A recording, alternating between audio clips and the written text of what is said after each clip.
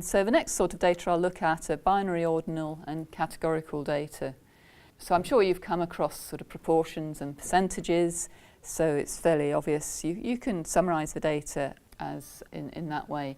So for example, in our study we've got diseased calves and non-diseased calves, and we might want to get the proportion of diseased calves. So we had 15 diseased calves out of a total of 188, and so the proportion is 0.08.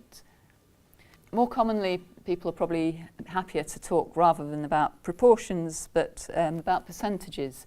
So simply multiply your proportion by 100 and you get a percentage. So 8% of the calves had the disease. Occasionally you might be dealing with a very rare event. So if something only happened a small number of times and you've got a proportion of 0.00062, it's a bit hard for people to sort of understand that, and you might think about presenting it a bit differently.